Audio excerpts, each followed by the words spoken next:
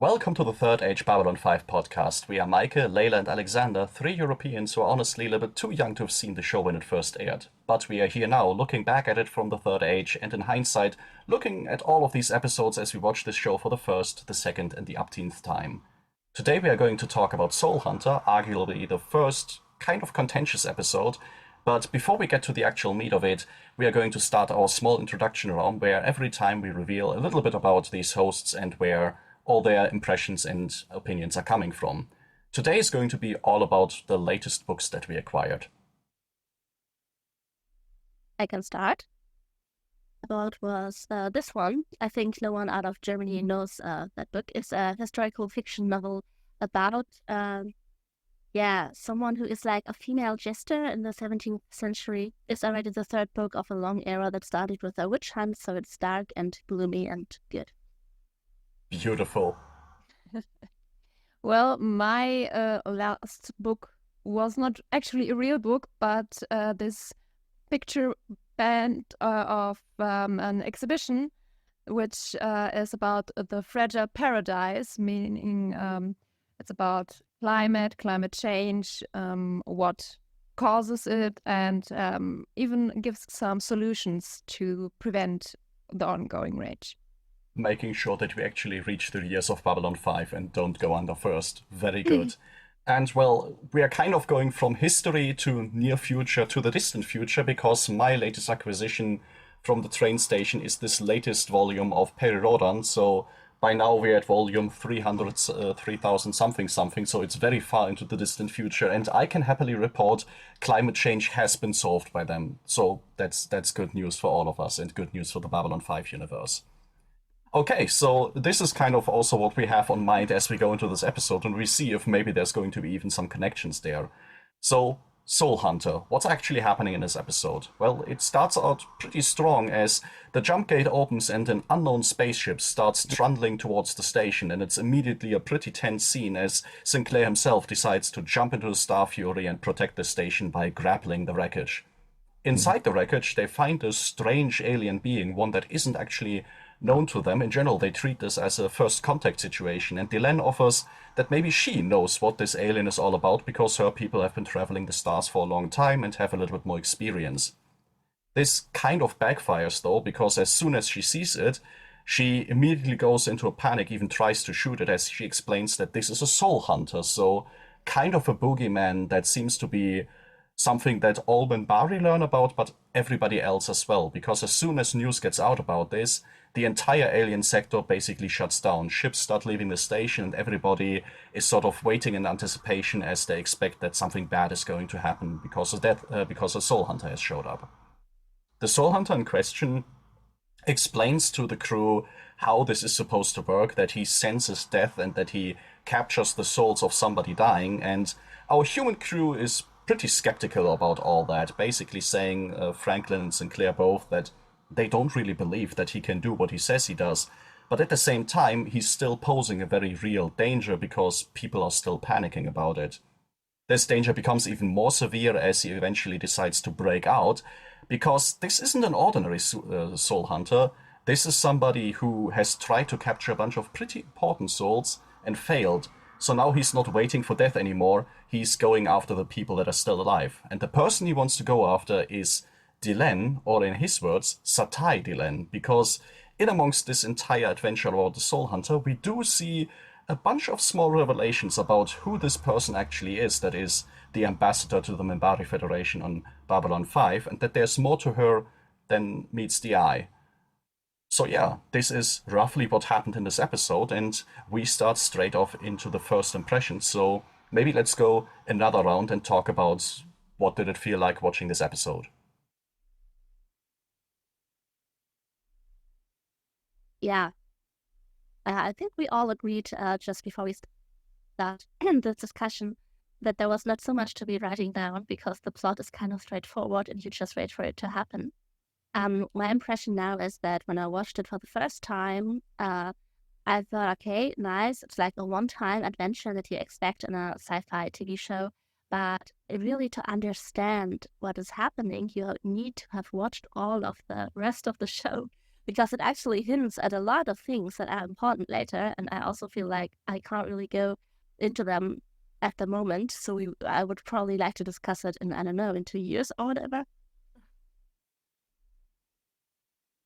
Yeah, well, my first impression was also that it was really thin compared to the other episodes. I mean, we didn't watch that many, but even if I relate how much I wrote down for this episode and the last one, there's a really big difference on how much paper I used. Which is a bit annoying for me because, yeah, I'm used to analyze things and write side after side after side. What I'm happy about is that we have a black doctor again. So, yeah, so far, without going deeper into the episode, that's about it for me. So I feel like I'm maybe a little bit in the position of defending this episode today because I'm actually quite a big fan of this one because for me it feels like part of a trilogy very early on in this series where the first 3 episodes all kind of serve to establish a big chunk of what this show is going to be about. For me, the last week's episode, Midnight on the Firing Line, is all about explaining to people that this is a show where politics is going to be very important. There's an election, there's the council scene, there is tension between the major governments. This is going to be a thing in this show.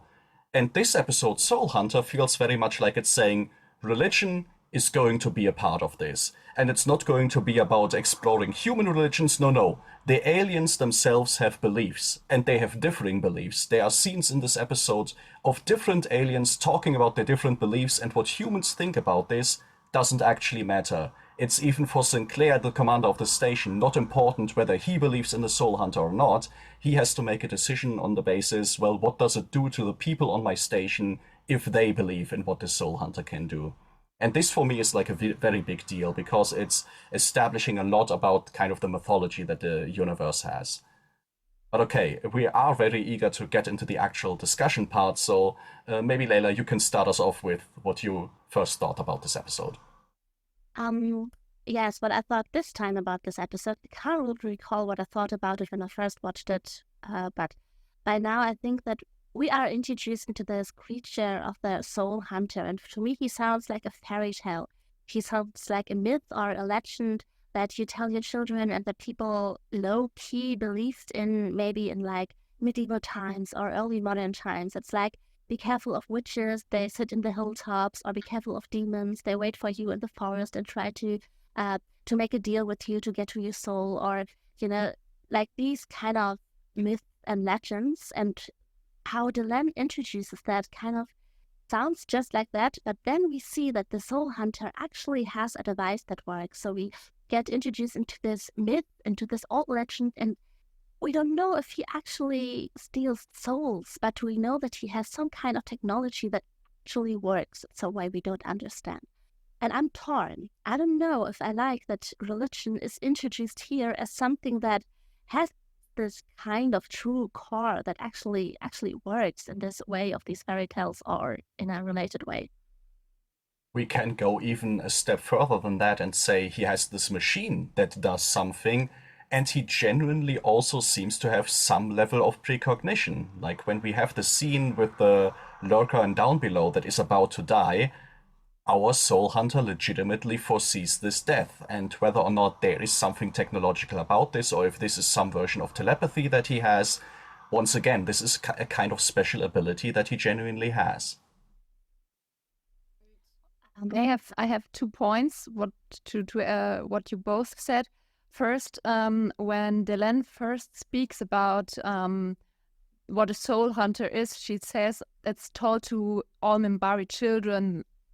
It kind of sounded like there's a curfew, and if you don't are in bed by this time, you get taken away, or your soul gets taken away.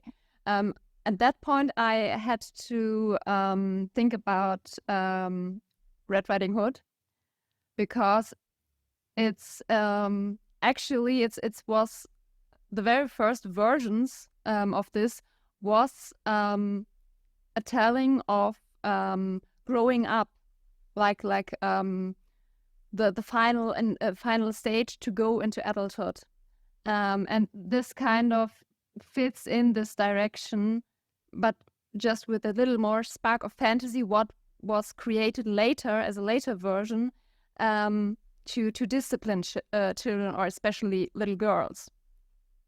So that's the one part. But if you have to say something about this. No, I can add that later. Just continue. Okay. And the second point about the part that the Soul Hunter has this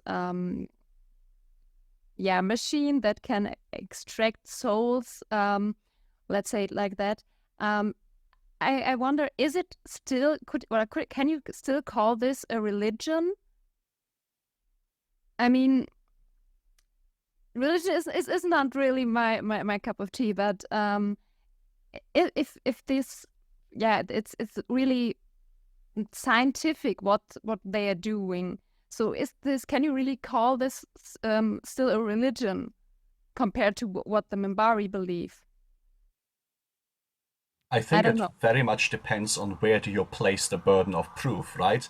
If you say, okay, I see that there's this crystal ball and some kind of image of a person goes in there, this to me looks like a literal soul, then you might argue, well, it's not really religion at this point anymore because you have physical proof of what you're asked to have faith in. But on the other hand, if we look at actual religions and what they say about the soul, about it being immortal and this intangible essence of a being, well, an image in a crystal ball doesn't really prove any of that. So you still have this point where, okay, there's something visible happening, but still at its core, the metaphysical implications of that, I still just have to have faith in. So at that point, I can also say, well, it's still very much a religious progress. One thing that I was very curious about before we circle back to the points you made, but as we get your still fresh impressions, Meike, last episode you talked a little bit about this fact that humanity took very much a very central role. There is a conflict between two alien species, and humanity is special because it builds Babylon 5 and this place of mediation. This episode to me feels like it's swinging the other direction and making humanity sort of the outsider again, because we have this idea like the Red Riding Hood we can use as a reference, but it's very clear the way that Delenn describes it and then the rest of the aliens react. This boogeyman, this story about the Soul Hunter is something that is very universal. There seems to be a sort of shared folklore among all the alien species that know each other, that have exchanged stories for a very long time, so they all know what's up. And humanity is just there and says, well, we don't know this guy. Nobody told us about this guy. We don't really have any data about this guy. So what is happening? We are still very new to this galactic stage, so we are not actually part of this. So again, humanity stands a bit apart, but not in the sense of we are the special protagonists, but more, oh no, we are the new guys. We have to learn something. Yes and no. It feels like maybe I missed some parts, but what Delenn said sounded more like that the Soul Hunter is actively killing these people. So and the revelation was that no, they are, except for this special case, they usually don't. They just appear there when it's time. Like it's like already another myth. Some birds who appeared when someone was about to die because they knew, okay, if this person dies, I have a good meal for today. So we don't really know the details about what kind of folklore the other species have built around that. We only know the Minbari version, and that it is known to the others. And actually, I wanted to make a point to something related to that. I'm warning you that I don't quite know where it is going or if it makes sense to you, and maybe we will have to cut this part out. Okay? I'm prepared. I have the cutting machine ready. It's just that, the Delenn does not talk about something like a shadow you saw in the forest or like, birds you saw before someone was dying. Delenn was actually talking about a real person, a person that is injured, a humanoid-looking being that she was ready to kill just from the first glimpse and from the thought of this myth. And all the other species kind of have their own version of it, which we don't know much about. But I was just thinking that many of these mythological stories to scare children, to keep people away from the distance, from the forest at night, from the hilltops or whatever, also kind of find later in our human history their way into racist and fascist ideology. So what I find interesting is that we have a person here, an injured person that this whole fairy tale is so connected to. And so I thought, I don't know, when she described why his practice were bad, and then we learn more and more that there are people that have their own beliefs, I thought of really of descriptions like how, for example, how anti-Semitic ideologies paint Jews as evil for the same reasons as the Soviets painted Chechens as evil. So I really felt like this is between a fairy tale and these kind of myths that people believe in.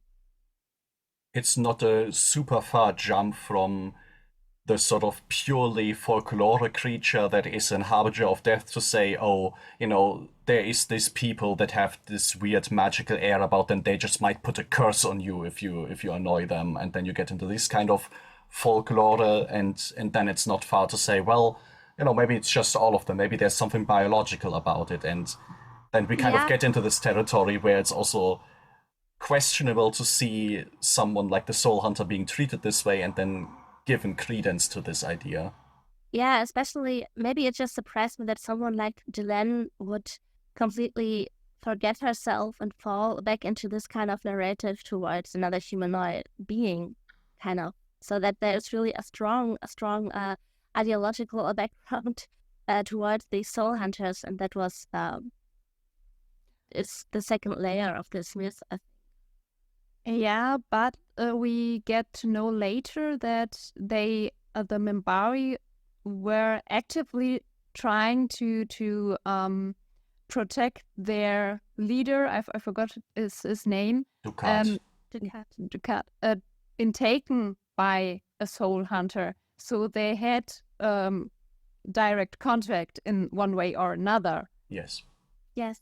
The what I don't really get is they're pushed Minbari after Minbari against this soul hunter, and these Minbari died. I don't think they did. I think because this is him talking about where it all went wrong. So this is before the time that he actively killed people. So I think this is still him being there and not able to get there. No, I didn't mean that he killed them, but how it's phrased, it sounds like they died. Yes, but I think that's correct because Dukat was already dead when the soul hunter wanted to get to him to steal his soul, and the Minbari have this belief that the soul cannot be taken by the soul hunter because they need that for spiritual reasons, so they protected Dukat, and Dukat was a very precious soul for the Minbari, and so others protected him with their lives that were not as high in the hierarchies. That's why I understand. Yeah, my question is, how did they die? Did they kill themselves? Okay, I get that. How did these piles of dead Minbari pile up? So either they had to take their lives on their own or something had to happen.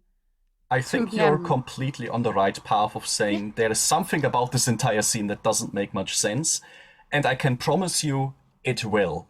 And the only hint we get in this episode definitively about this is that when he talks about this entire event to Sinclair, he says to him that, I was there when Dukat died, which was the human's fault.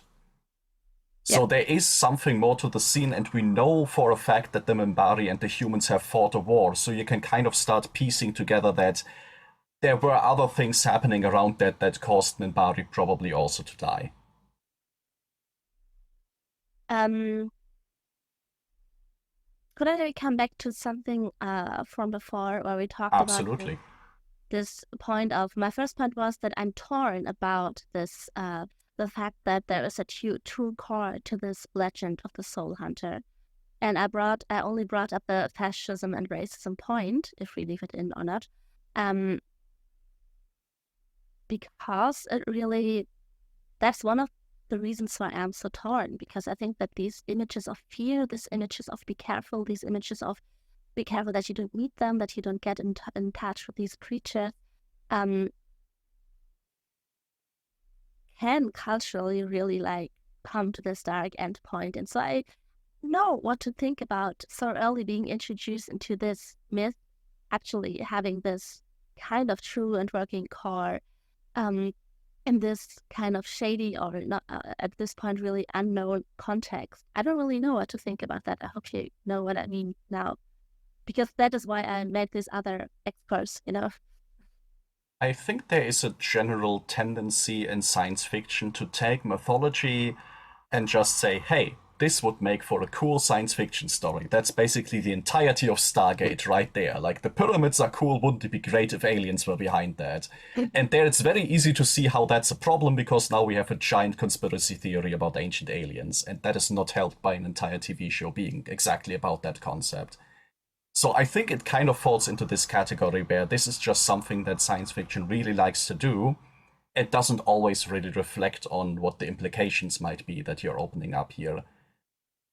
I think the way it's justifiable in this episode is that this is something that is actively questioned by the characters. Is this real or not?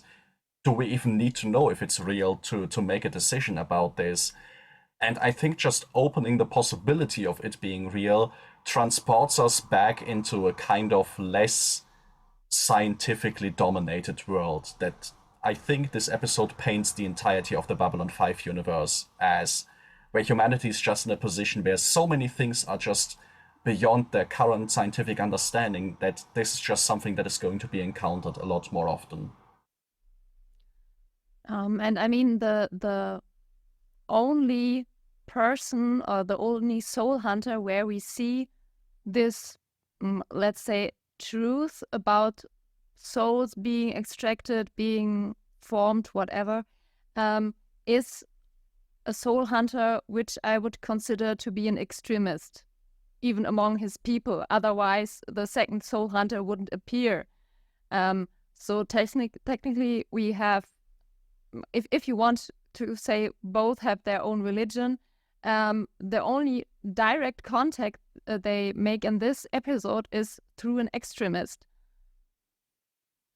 which I think shouldn't be forgotten, since it's a different kind of coexisting if you don't have this kind of people. If it's just, okay, we do our thing, you do your thing, and I think it's a bit shown at the end when Sinclair says to the soul hunter who's leaving, you can do your thing, but you're not allowed here.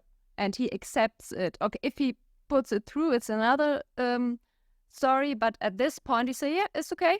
We're not welcome everywhere, so we're leaving. We're not coming here again. And that's kind of a respectful approach, which I think it's a good point. If two religions or cultures or whatever you want to put it come together and see, okay, we just don't fit, then okay, then we don't try not to interact and leave each other alone. And I think this is also where the show deserves a little bit of credit in that regard, where it would have been very easy to have the soul hunters just be the first soul hunter we meet, and they're just this monstrous thing that is out there, and it's a monster of the week, and we don't have to deal with that. But the fact that they go out of their way to say, no, this is a criminal in his own society, he's being pursued in his own society, and the plot is resolved because basically his own society is coming there and helping Babylon 5 to deal with this problem, because they are actually very interested in not having him represent them. I think that's something that we don't often get to see, especially with these alien species that suddenly appear. And he doesn't say we want the souls of our dead comrade given to us. Yeah. He just asks, where did they end up? And he doesn't get a straightforward answer, and he's okay with it. Yes.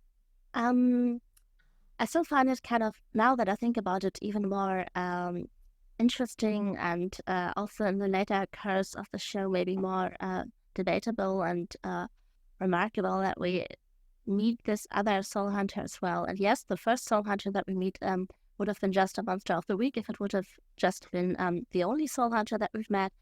Now we meet someone from the culture who really knows how they work and believes in what they do and has completely accepted that they are not welcomed anywhere. So we have a group, we have a culture that have a thing that works in some way. We can't really scientifically explain how it works. We don't know if it really steals souls. But we do have this culture that has some device that scares all of the other aliens so much that they are the outsiders and are completely unwanted and feared everywhere. And that dynamic is something that, maybe we can come back to at some point, because I think that is very interesting.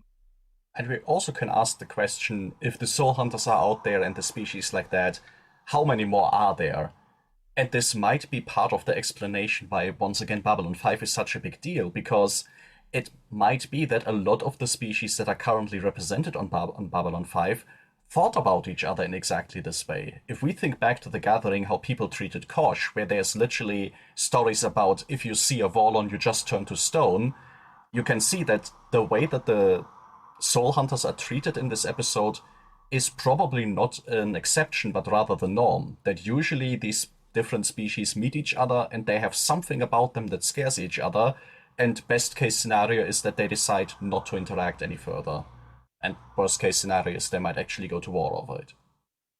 Alright, so this is, I think, broadly everything we have to say about the basic concept of the soul hunter being on the station and having this device. Maybe let's move on to the probably closest thing to a B-plot that this episode has, which is what the soul hunter sees in Delenn. We learned that the soul hunter didn't really have a goal when he came to the station. He just sort of ended up there, and it's only when he sees Delenn for the first time and recognizes her as somebody who was with Dukat when he failed to get this one soul, he recognizes that, oh, Delenn is actually much more important than it appears because she's Satai. What do you think about that? Maybe we should ask Meike that, because I already have the context. Yes. Well, it's always been at the back of my mind. So there has to be something special with her. I mean, you have this special relationship between her and Sinclair, but it would have been boring if it's just that. So I kind of anticipated that there would be coming something around, and I didn't find it that shocking to hear that she was originally part of the council of the Minbari. Just it's not that new of a plot twist. What I kind of found more interesting were her words towards the ending, where she said in a bit of a delirium, "We were right about you," to Sinclair. Which feels maybe it's the context of the rest of the episode, but it feels a bit like some kind of prophecy, like he's the chosen one. It does definitely have this undertone, but it also has a much more mundane and sinister undertone if we connect it to how the soul hunter interpreted, where he says to Sinclair, "They are just using you." Yeah. So on the one hand, the way Delenn phrases it, it's almost like, the Messiah has arrived and we were right about the prophecy. And on the other hand, it's just like, oh, is he just a pawn for the Minbari? Do they have any kind of motive here? And this, I think, is what stood out to me most about this revelation, is that we get to see how very different the various governments treat Babylon 5. To Jakar in the first two episodes, it's kind of a means to an end. It's an extension to get back at the Centauri. For the Centauri, it's kind of just a way to, well, make good with them and with the Earth Alliance and maybe get a bunch of an upswing again. But here for the Minbari, it seems to be something very important. If one of the leaders is here and she has like some grand ideas about Sinclair, they seem to treat this very much differently. But I really hope it's not really on this simple schematic of we are using you, because that would be kind of boring. It would be kind of boring, and it also wouldn't make much sense, right? Like, use for what? Like, what? Yeah. He's a human commander on this space station, so what kind of big covert operation would they be running there? Like, this Yeah. is... And but I have to also say that the words of the Soul Hunter, they're using you. It feels quite prejudiced what he's saying. Well, yes, he Maybe says they are like bloodless, mirror-eyed creatures. Yeah, and maybe it's his whole extremist conception, but it doesn't feel like he is a reliable source for any kind of information. So I would just dismiss what he said, because that's his point of view, which is so tainted that I wouldn't build facts on his opinion. No, most of that was actually written just to hint at for the viewer who sees that for the very first time, to hint at the idea that there is more to this. There is a background story that you don't know yet, because otherwise you would just sit there and be like, yeah, okay, thanks, why am I watching this? Yeah, usually you don't get somebody like me who promises you that this all is going to make sense later on. But I'm very happy that you brought up what the first Soul Hunter is saying, and also how tainted it is, because this is circling slightly back again, but you brought up Red Riding Hood in the very beginning, and I actually have a note here where the way they deal with the Soul Hunter's speech actually stood out to me, especially on this watch through, because very early on you get this explanation. He doesn't need a translation team. He actually speaks our language because he has been to the human world before, which in and of itself has a bunch of implications that I find quite interesting. But because he's using human language in his own way, the entire time he is incredibly almost lyrical about it in the choice of his words. He doesn't talk about the doctor, he talks about a healer. He doesn't talk about his peers, he talks about his brothers. So everything that he says is not only unreliable, but it's also sort of steeped in the kind of language that is, very mystified. Which I think also fits the bill very well, that probably if somebody would straight up explain what the device does that he uses, you wouldn't usually choose the term, oh, I am extracting the soul from this body. It would probably sound much less mythical if somebody else talked about it. You find that in the same way, he also has this moment where he is completely like cynical, where he talks to Sinclair and Dr. Franklin, and Sinclair doesn't believe in what he's doing, and he's like, yes, impossible, so just let me go. Well, he's not like this fairy tale from a children's book that is like super serious and always super poetical. He just uses the language like that, but has this level of a sarcasm that kind of makes it a bit more believable, I think. Makes him a bit more layered than a fairy tale or something.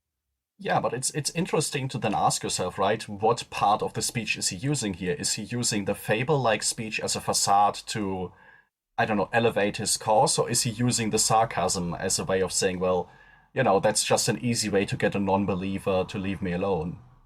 Yes, of course. By the way, that's a bit out of context, but how the hell did he construct this whatever soul extractor thingy he built? How fast could he build this? I mean, from a feeling, it's mere minutes you have between him capturing Delenn and putting her on this, I don't know, pseudo table. I mean, is he MacGyver? I don't know. He might be. I mean, do note that they do say, Garibaldi says, oh, we found a hidden compartment aboard his vessel that he removed something from. So we don't know if maybe the components of this machine is something that he smuggled on board. But to be fair, looking at the prop of this machine, it doesn't look like it would take much longer than a few minutes to put together, quite honestly. It's like a bunch of tubes wrapped around it. It's probably not the greatest moment for the prop department. Yeah. Which I'm also interested in, like, how much of this machine is normal for soul hunters to use. because maybe they always use some kind of machine, but certainly the part of bloodletting that kills the patient in the process usually wouldn't be applied. And also, when he was saving to cut, like if there is somebody actively dying, would he just carry this machine around with him at all times? So I also don't know, is this just something that he sort of jimmy-rigged together on his own to make the process faster, but it's not actually how the whole soul thing is supposed to be done? At least to me, it feels like it, because the it looks quite improvised, and the things what I remember was there that were used for this. It looks like it's something you could find on any space station, civilized region. So maybe it's something he has a few constant parts he carries around, and the rest he gets where he goes. I mean, this part I find really interesting. There's a wonderful book that Stephen Baxter was involved in, The Long Earth, where the whole premise is that it's actually very easy to switch dimensions. All you need for the device is like a potato and a bunch of tinfoil, and then you can, like, from very simple ingredients, build a device that allows you to switch dimensions between different parallel universes. The only very important thing is you need to know how to put these very simple ingredients together, which I think would be an interesting take on how mythical is this ability of the Soul Hunters, if it's really just everyday items, but they have some way, I don't know if you call it arcane knowledge or something, to use these very simple ingredients and then build a device that can do something very extraordinary. That seems like it will be kind of an interesting take. To think about, is he actually extracting a soul, or what is he doing? Yeah. Is it just like an elaborate overhead projector? Yes, it looks like light and magic. He could also just be, scanning brainwaves and keeping the patterns. He could do all kinds of things that look like soul stealing. Absolutely. Maybe we could also talk again about this fact that he was to preserve the soul of Ducat. I know that we didn't get much information yet to what happened there. We are just constantly hinted that Minbari and humans have this shared recent history that has left both of their societies completely in a shock moment. We see that in the pilot, and we know that about the humans. And now we see that there's this third species that doesn't really belong to the club, that is not accepted by all of the other species on the station, that also was involved in this incident, and also has someone who does not accept what happened and has gone rogue because of that incident. So we see that the humans accidentally were caught up in a situation that included so many different parties, which I didn't notice when I watched Babylon 5 for the very first time, but afterwards noticed this is already a hint at that we have a big thing to yet discover about this incident. Because when Ducat died, that also, no, wait, I don't know if I'm spoiling it right now, so I'm not saying this, but we know that we were involved in this, the Minbari were involved in this. We had this big war, and now we learn, oh shit, another species also is still dealing with the consequences of this incident. And just to quickly latch onto this before Meike gets a chance to talk about this, also keep in mind who isn't involved. Like, right, we have the situation where humanity stumbles into the Minbari, and somehow they get to war, and the only other species we know that is involved in this are the Soul Hunters, who are this, like, legendary beings that everybody is just afraid of. So this is kind of the scale that humans sort of stumbled into, whereas all the other species that seem to be much more on our level, like the Narn were selling us a bunch of weapons we learned in the Gathering, the Centauri already had made contact with us, all of those didn't seem to be involved. So it very much seems like humanity sort of stumbled into a situation where powers were involved that are much, much greater than usually a species this young should be involved in. Yes, totally. Yeah, Meike, what did you want to say? Just a little tidbit about a war, or usually it's not just dealt between the two main parties, but there's always other people, other groups involved in one way or another, if they want it or if they're not, if they're just collateral. It's not that simple to say this group was hitting this group up or the other way around. It's always a big a big shot everywhere. True. Absolutely. And I think we are just seeing here like the outermost ripples of the fact that this is something that is also true for this Babylon 5 universe, and we just do not have many details on that. Anything more on these sort of big events? Because otherwise I would also be very interested to talk a little bit more about individual characters in this episode, especially Sinclair, because I feel he got 1 or 2 scenes where he really got to shine. No, I have nothing on the big things. Just little tidbits that. Okay, so there's one thing that Garibaldi calls out in this episode, and this is, I don't like when you get heroic, Jeff. It cuts into my own pay, which is a playful scene in this moment, but it does kind of hold true that in this episode alone, something races towards the space station, Sinclair jumps into the Star Fury to try and catch it. There is a rogue soul hunter that captured Delenn. Sinclair is the one that goes down there and gets into a firefight without any backup. That's not normal, and even his security chief already calls attention to the fact that that is not normal. You usually don't do that.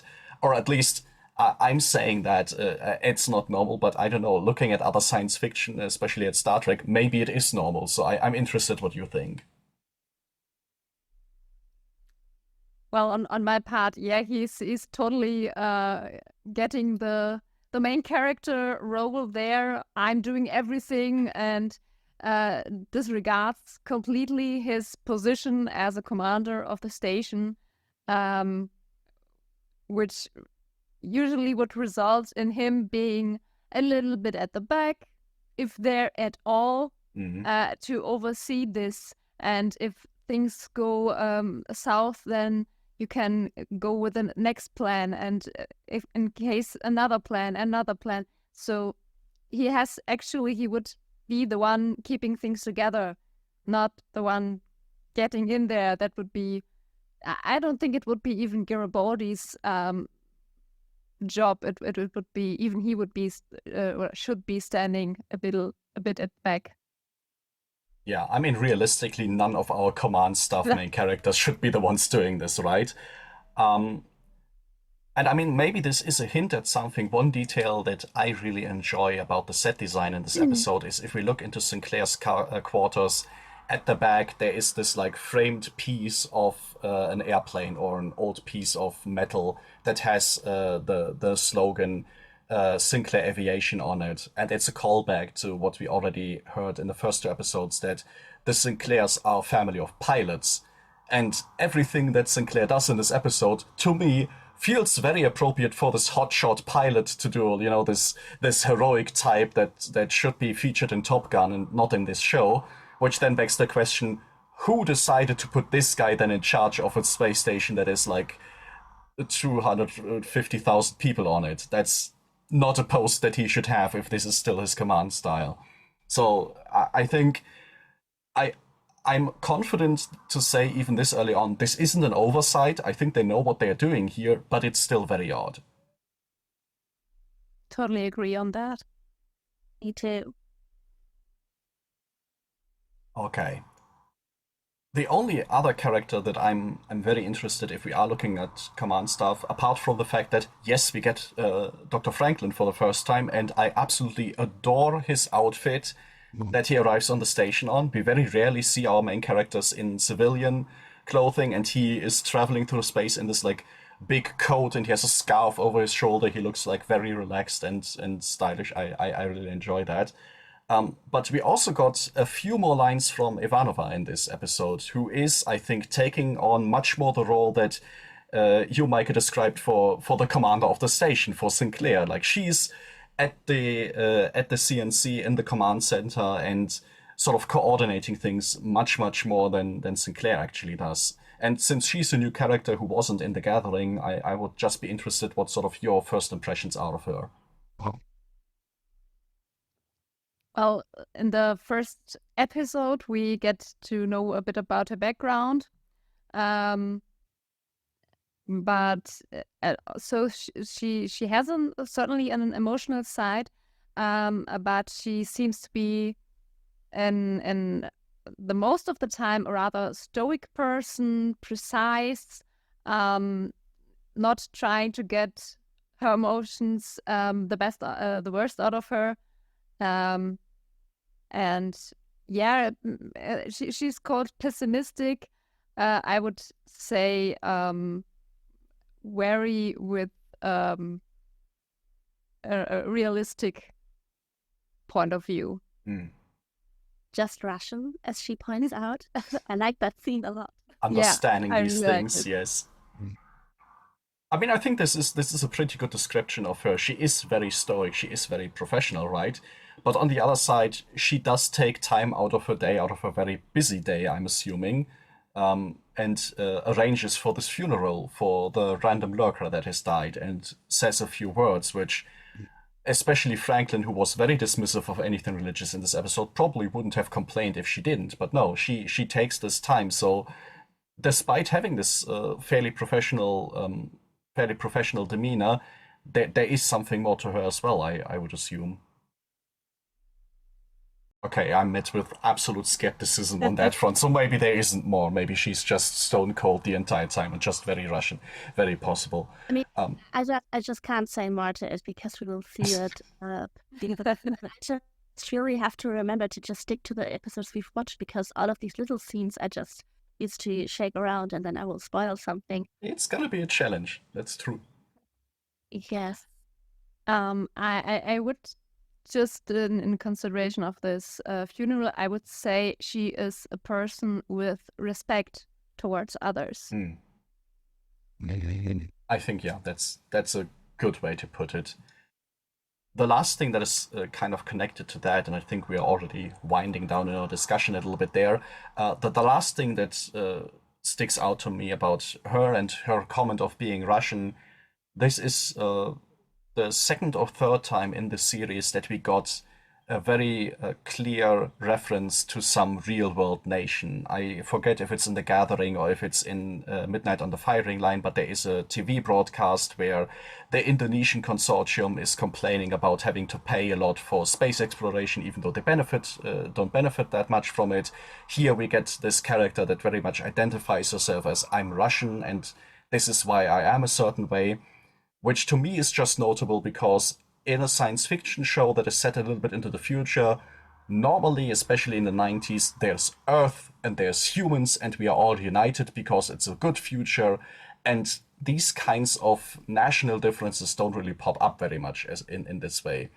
But in this show, we are being told this is the Earth Alliance. It's an alliance of colonies or nations, we don't really know, but it's not one cohesive thing. It's an alliance of something. And within that, there are these different nations that still exist. And I don't know if this is something that to you is interesting already at this stage, but for me, it's kind of neat to see also when I look at the crowds in Babylon 5 itself, among the humans and such, there seems to be a lot of diversity. There seems to be a lot of different influences on the station that go beyond this idea we are one happy planet now.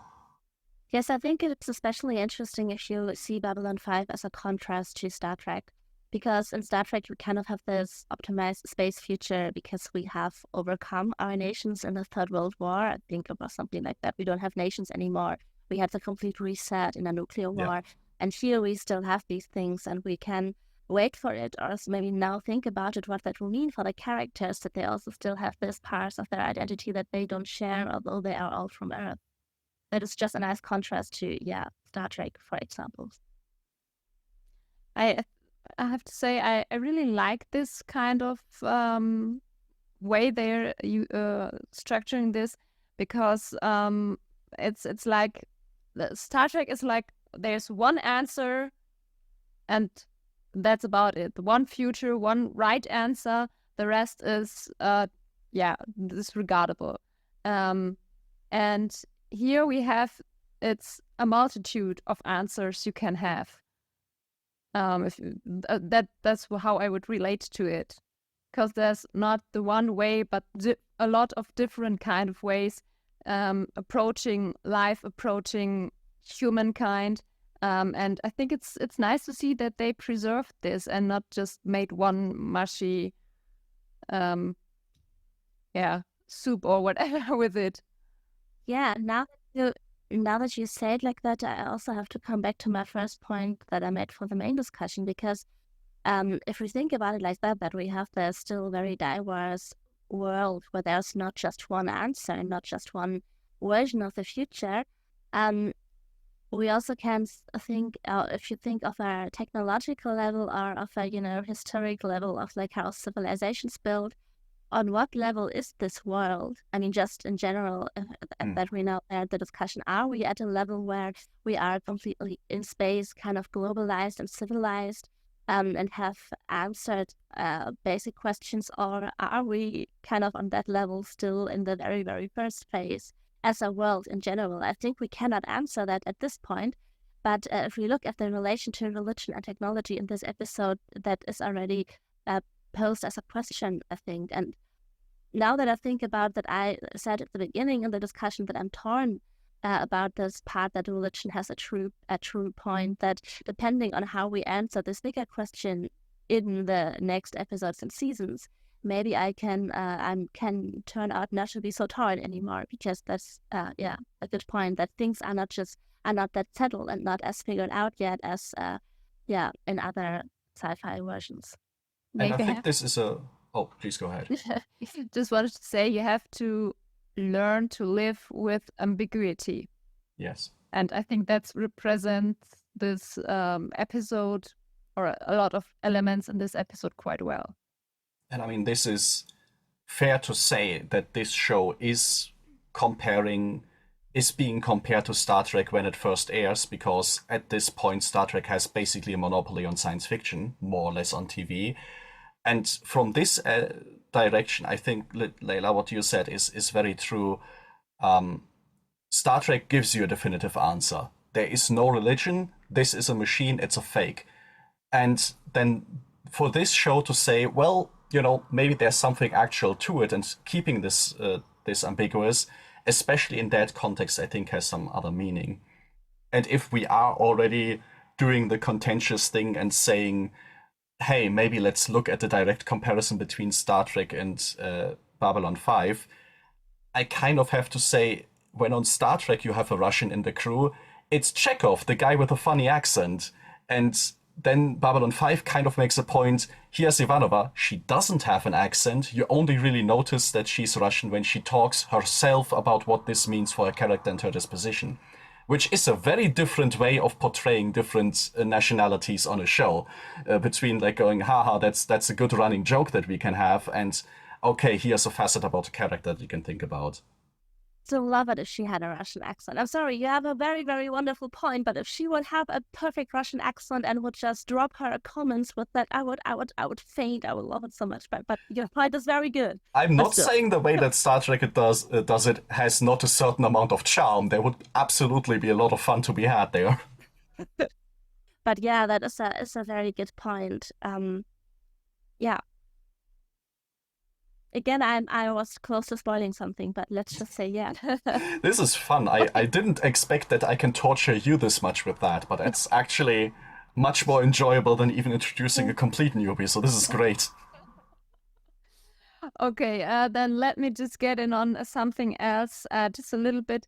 I find it quite interesting how pointed you see the different classes you have on Babylon 5. I mean, you see this gaming dude, I'm not sure how you call this, guy with the ball who's nearly killed. Nick. Oh, he is killed. Yeah, they look all ragged clothes and a bit smudged in the face, compared to the commander in an extreme. There's so much so much between these two, which is quite interesting to see, that even on this construction that is dedicated to keep peace, you see this. And not only do we see it, but it's not pointed out as something that somebody should do anything about it, right? Like it's not like we see this as a big problem, and it's our characters immediately react to it. Oh, we really should have like some kind of reform here so that we don't have the lurkers down below anymore. This is just a fact of life. Even just the fact, as Ivanova mentions, somebody dies on this station, the family acknowledges that, but doesn't have the money to get the body back. Which probably also is a bit of explanation to you, why are these people on the station? Well, if they can't afford to put a package this high back home, they can't afford lodging on a cruise liner as well, right? So they are just kind of stuck there without the money to get back. And once again, this is something that she, on a personal level, takes the time out of her day and says, okay, I'm going to say a prayer for him and do what I can. But it's not like anybody here is in a position to say, okay, let's reform the system so this doesn't happen anymore. For this, there's too many like immediate crises at hand, which once again is something that is very unique to Babylon 5 at this point, that there is an imperfect world and fixing the world is not top priority because there are more pressing things to do. Yeah, it's not a shiny, perfect fantasy. Everyone is happy. It has a happy ending world kind of thing. Without being a complete dystopia. It's not super shiny, but it's also not everything is horrible. It's not a post-apocalypse. It's just, no, there are shiny parts. We have the Zen garden, but we also have the gambling ring down below. Yeah, we still have capitalism in place. So we just see a big mega city with all its shades that we know from our world, but in space. It's not like a utopia where there's no poverty anymore. No, we still have our same system of society, of economics, of politics, we humans, basically. Yeah, it's technically the world now pushed into future without changing any big systems. Yeah. And I would be very interested. We had this discussion of Delenn and Sinclair in the Zen garden. I personally would be amazed to see Delenn down below and comment on that, because is this something that she just doesn't know? Like, does her species just figure that out and she's horrified by this being a thing? Or is it more a case of, oh yeah, no matter how far any species advance, no matter what alien species you're talking about, they are all kind of in the same place. And at least judging by the fact that our soul hunter can go to the giant mantis man who is like a dealer on the station and has a bunch of alien bodyguards. I love this puppet, by the way. But this just seems to indicate that aliens are part of this underworld too. So it's not like the show is saying, look at horrible humans, we are bad, and this is why we mess everything up. No, this just seems to be a fundamental problem with having a civilization, is that not everyone is going to be treated equally, and there are going to be people that are impoverished, even on a station like this. So later point, we could, later in the show, when we know more, we could maybe look out for or think about how this level of poverty would look like in a Minbari civilization, because Absolutely. I think it is to be found there, but it looks entirely different, because I think it's just completely different organized and developed in its core. But yeah, we could talk about that maybe at some point later, maybe in the third season or whatever. Yes. We can ask, is this just part of the prophecy that you are poor, and maybe this is how they explain it? Who knows? Yeah. The one thing, because we talked about Negrath, the Mantis Man, for a second, I really like this detail that we have this bad guy on the station, and this bad guy wants to kidnap Delenn. So the first thing that he does is he goes to the local dealer and buys detailed plans of the station. And this is one of many details where you have an alien, get a translation team. An alien is on board, can he breathe our atmosphere? You want to get around the station, get a station plan. There are very few instances here where there's just a magic computer console that offers you all the problems with the universal translator and customized life support and everything like that. Everything, like we said, it's our world pushed a little bit into the future. Technology is further ahead. We have spaceships and everything, but at the same time, many of the small practical things are still much the same. And for me, it helps to make the entire place a lot more tangible. I have a better sense of the scale of the station because I now know it's a place that you can get lost in if you don't have a plan. It's a place that has enough secret passageways that you can sneak into the ambassadorial wing. And to get in on the small parts, what I really like is how the characters again are written.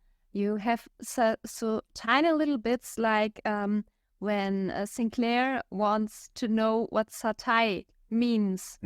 Then he is, for a moment, he's activating the computer, and then for a moment he's thinking, oh wait, what was it called again? And that's so realistic, because if you have this movies or series where the character exactly, I mean, you have like they are given a number with a huge length where the most people would say, wait a minute, what came after the third digit? And he is just realistically, oh, okay, wait, I have to go, I have to think what it was, and not just throws it out. And even I love this. It's just a really, really tiny thing, but I really love this because it's so realistic and relatable. It's really smart. I also love his reaction after that, where he remembers the word, he has the computer search for it, and the computer says, yeah, you're right, this doesn't make sense. And he just goes to bed. He's like, I just got out of a shootout. This is probably the biggest secret in my life, but you know what? I'm just tired. I have a job to do. I'm just gonna have to sleep on it and see tomorrow what can I do with this. And this, once again, is also such a human moment for him, where you just get the sense of, well, he's at the end of the day just a guy. Yeah. I don't know if I'm the only one. Maybe pop culture ruined me there. But there are a few moments in this episode, but also in the earlier ones, where there were scenes between Sinclair and Delenn, where I was watching, and oh my god, if more of our generation would have watched this, there would be thousands of fan fictions with a love romance between these two out there. Absolutely. The fact that we get two distinct scenes of Delenn, like, with blood loss, lying there and looking up and seeing Sinclair's face. I was looking at this and was imagining the amount of threads you could fill with the fan art that comes from that.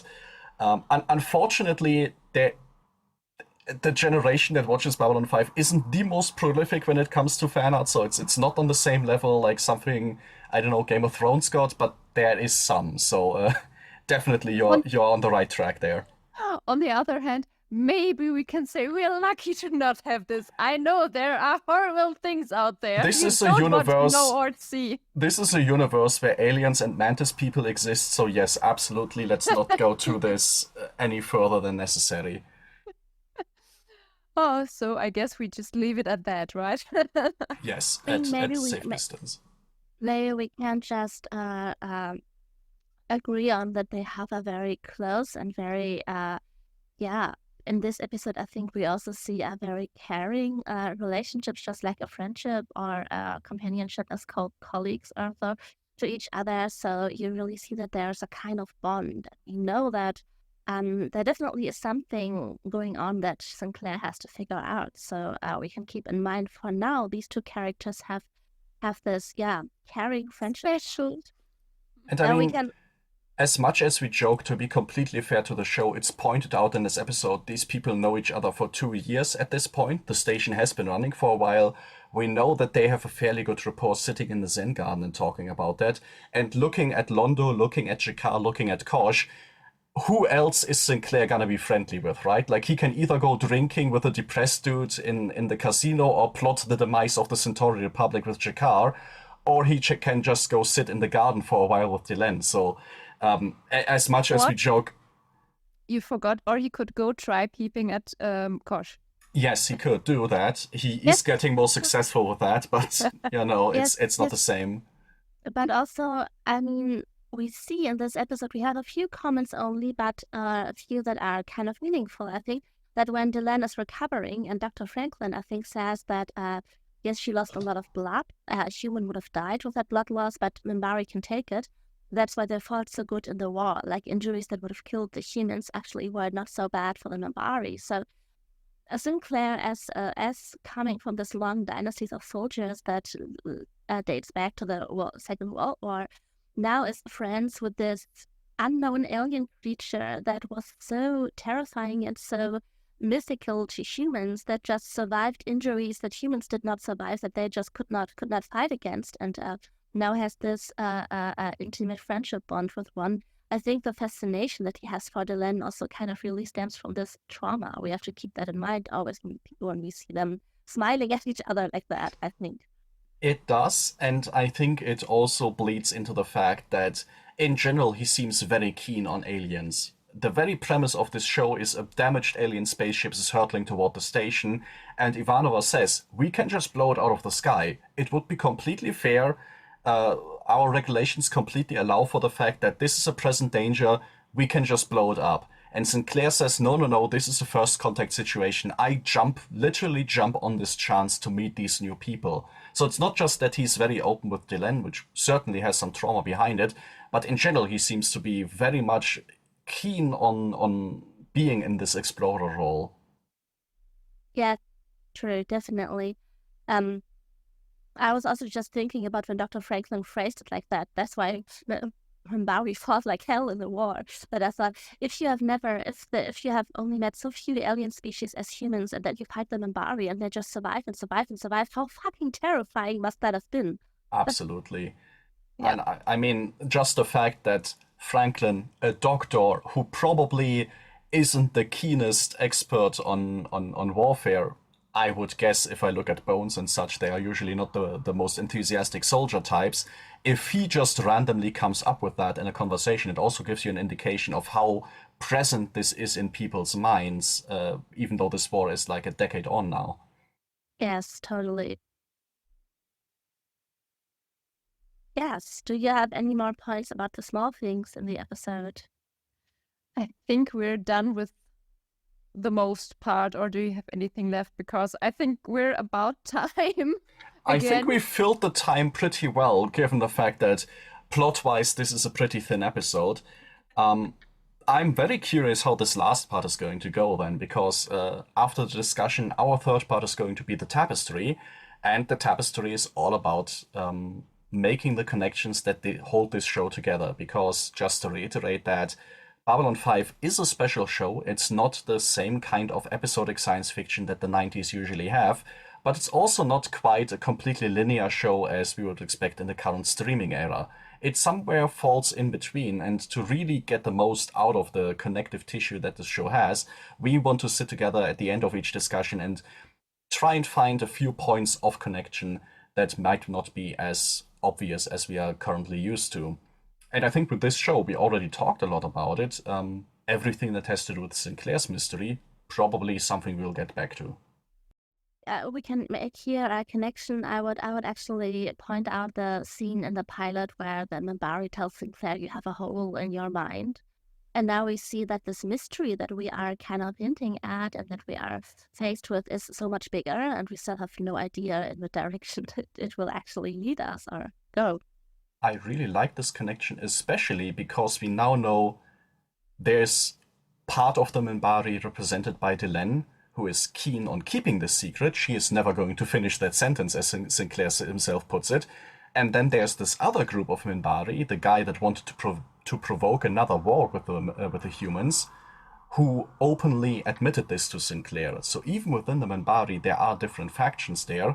And even Delenn herself says the Soul Hunters, they target certain classes or certain segments of Minbari society more than others. So we really get this hint that not only is this a mystery that Sinclair has to deal with, but there are multiple layers on the Minbari side as well.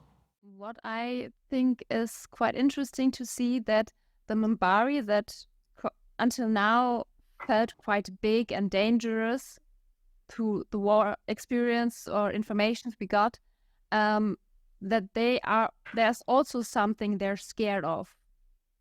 Yes. Yeah, because we see Delenn so over emotional in the first scene. Yes. Because in the last episode we had a lot of real world politics. Basically, we had and there we had like this scenes where people were hitting at each other and were jumping at each other, and we were like, yeah, okay, that happens if there's a war at risk or whatever. And here we see the so distant and grown up Minbaris also losing their mind and taking a gun to their hand. Yeah, that's interesting. Definitely. That was surprising, I think.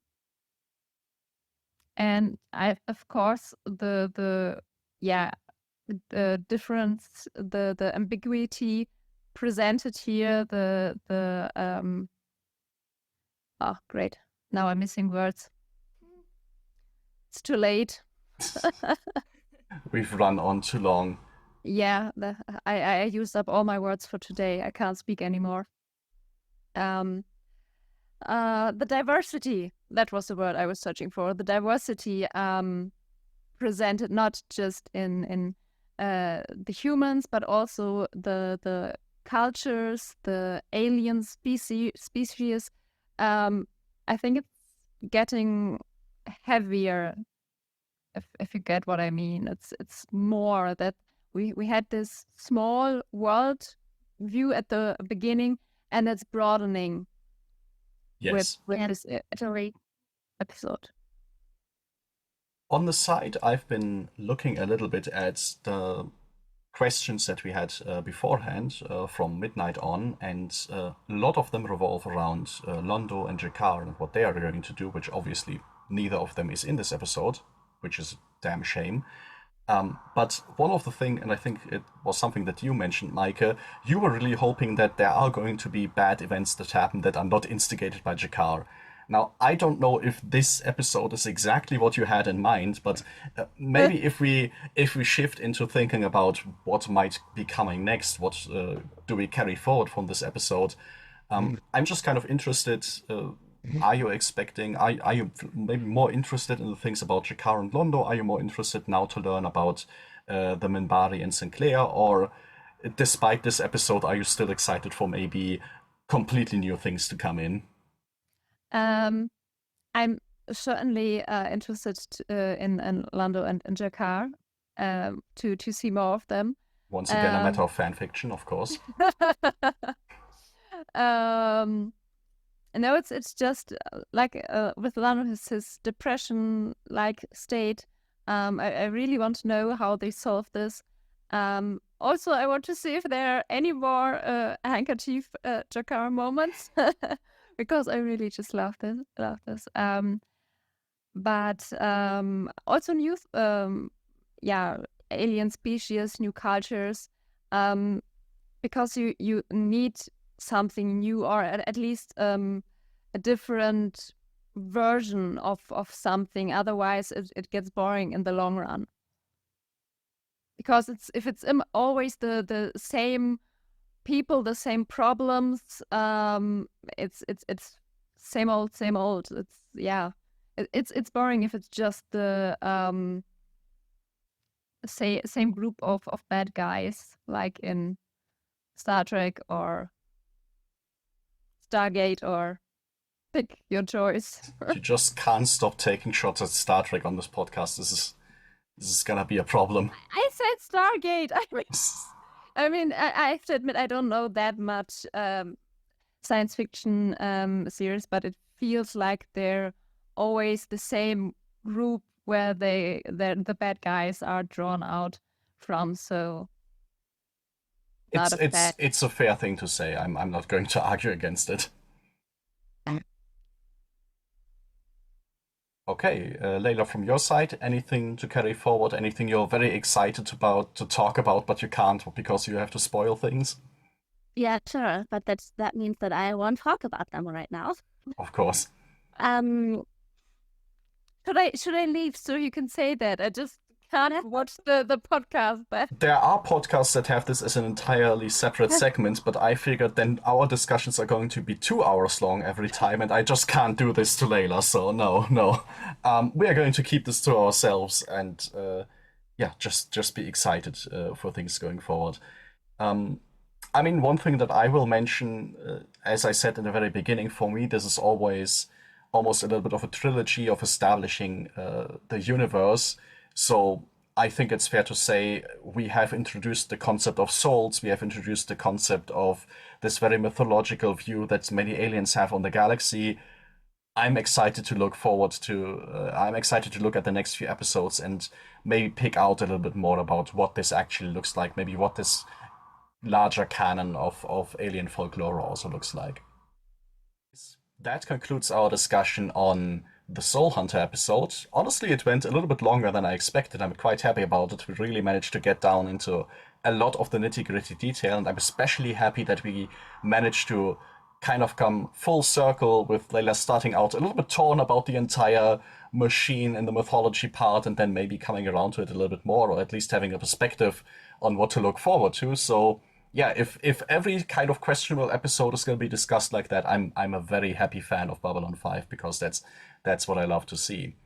The next episode we're going to talk about is going to be Born to the Purple, and it's going to be an interesting new look at something we haven't seen in this show before. I'm very excited about it. Others maybe don't remember it so much. But in the meantime, we are very open to engaging with all of you. We are very open to have a little bit of discussion. And Meike, take it away from there. First of all, thank you very much for everyone who watched until now or listened until now.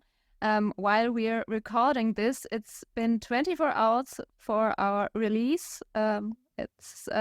We have right now, I think, about 100 views for our first episode, and we're really delighted. So thank you very much for everyone who watched this. And we would be happy if you keep watching. If you think there's something we can do better, tell us. We're happy to improve. And if you would leave us a comment or a like or whatever there is, or share it with someone, we would also be very happy to receive this. You can find us on YouTube, on Spotify, and we have channels on Twitter, Instagram, Facebook, and even on Facebook there's a discussion group. So if you want to join, we would be more than happy to have you there. Yes, and also remember that we sometimes post questions for you, which you can answer in your comments. We don't have a new question for this episode of the podcast prepared, but there already are at this point 2 of them out there. So post your responses, and we will also make a poll out of the responses. And I'm curious to see if in the end I'm going to call the audience babies or Babylons, or if there are other suggestions that are going to come out of it. I'm curious. Yes, absolutely. And in general, we invite any kind of interaction that we can get, especially on the Facebook group. We are going to have weekly threads where you can post all of your questions, all your suggestions, also things that you want us to talk about, especially with regards of everything that we've seen of the show so far. Anything that's spoilerific, we will have to kind of vet before we confront Meike with it. But let us know what you'd like us to talk about, and we are very much looking forward to sharing this entire experience with you all.